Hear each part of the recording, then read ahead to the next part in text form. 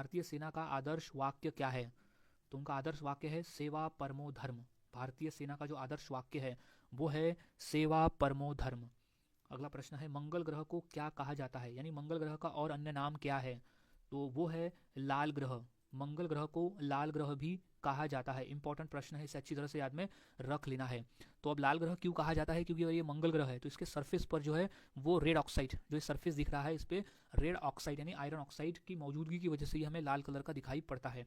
तो यही कारण है कि हम इसे लाल ग्रह कहते हैं। जैसे पृथ्वी पर पानी की मात्रा अधिक है और हमें अंतरिक्ष व नीला दिखाई देता है, वैसा ही हमें यह लाल दिखाई देता है और पृथ्वी को हम नीला ग्रह भी कहते हैं। अगला प्रश्न है कि रामचरितमानस किसने लिखी है?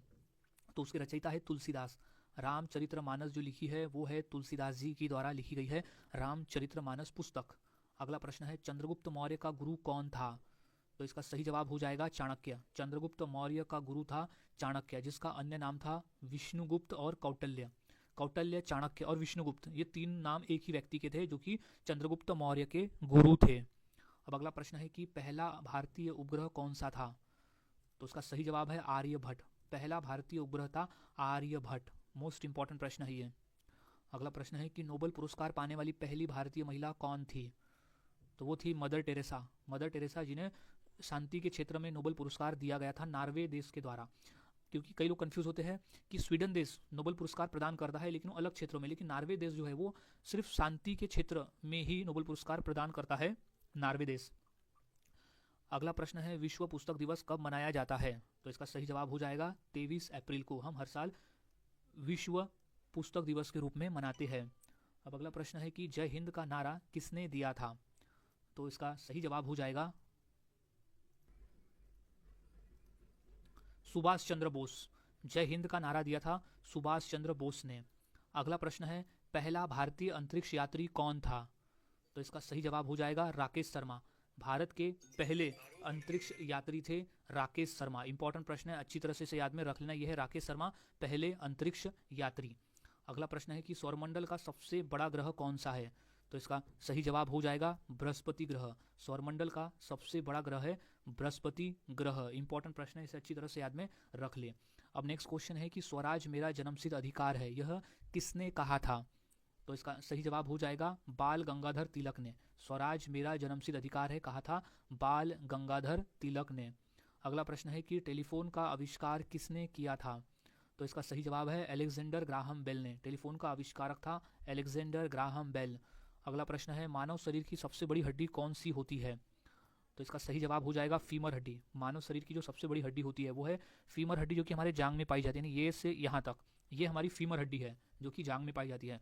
क्वेश्चन ये भी बना था पेपर में कि फीमर हड्डी कहाँ पाई जाती है, तो जांग में पाई जाती है। और ये भी क्वेश्चन आया था कि मानव शरीर की सबसे लंबी हड्डी किस अंग में पाई जाती है, तो वो जांग में पाई जाती है। तो ये है हमारी फीमर हड्डी जो कि जांग में होती है, जो सबसे लंबी होती है।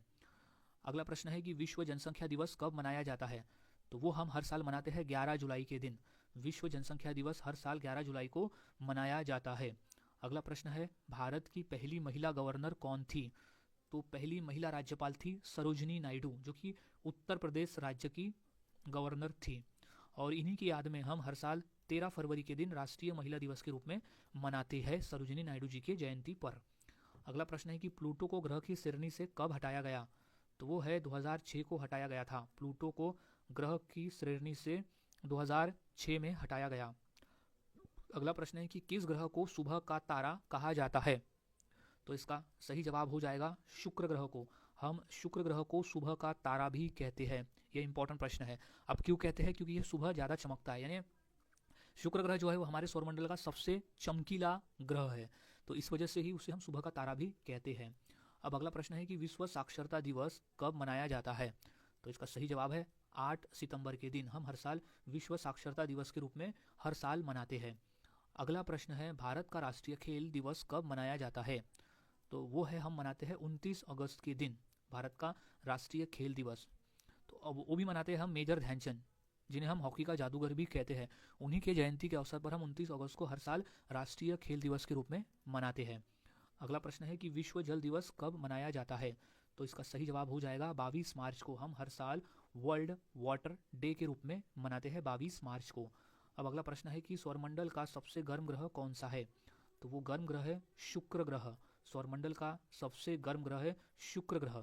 अब इससे गर्म होने का कारण यह है कि शुक्र ग्रह का जो सौरमंडल है, यानी उसका जो शुक्र ग्रह का जो वायुमंडल है, जो वायुमंडल है वो बना हुआ है कार्बन डाइऑक्साइड से, और ग्रीन गैस इफेक्ट सबसे ज़्यादा है। तो CO2 से बना हुआ है कार्बन डाइऑक्साइड से, इसी वजह से यह जो है वो सबसे गर्म ग्रह है। अगला प्रश्न है कि मिसाइल मैन ऑफ इंडिया किसे कहा जाता है?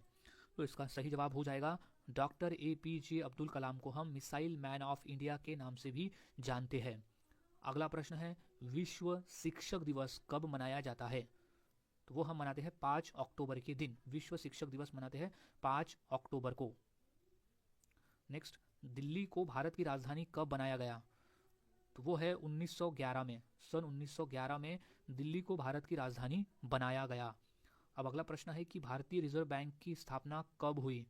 तो वो हुई थी सन 1935 में, भारतीय रिजर्व बैंक की स्थापना हुई थी 1935 में। अगला प्रश्न, हड़प्पा सभ्यता किस नदी के किनारे विकसित हुई? तो वो हुई है सिंधु नदी के किनारे विकसित। हड़प्पा सभ्यता जो है वो सिंधु नदी के किनारे विकसित हुई है। अब अगला प्रश्न है कि चांद पर पहुंचने वाला पहला व्यक्ति कौन था? तो वो था नील आर्मस्ट्रॉन्ग। चांद पर पहुंचने वाला पहला व्यक्ति था नील आर्मस्ट्रॉन्ग। याद में रख लेना, ये नील आर्मस्ट्रॉन्ग की तस्वीर है।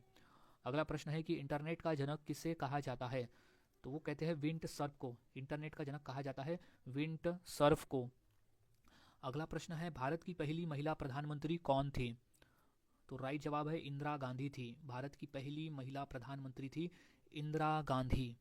अगला प्रश्न है RBC का जीवन काल कितना होता है? RBC यानी रेड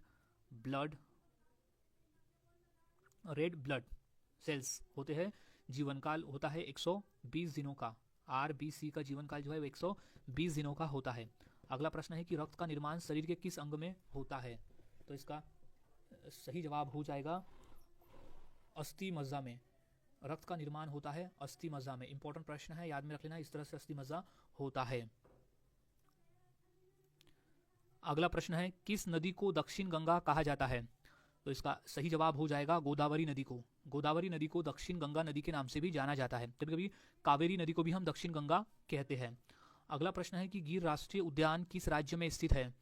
तो सही जवाब है गुजरात राज्य में। गिर राष्ट्रीय उद्यान जो है वो गुजरात राज्य में स्थित है। अगला प्रश्न है काशी विश्वनाथ मंदिर किस नदी के तट पर स्थित है?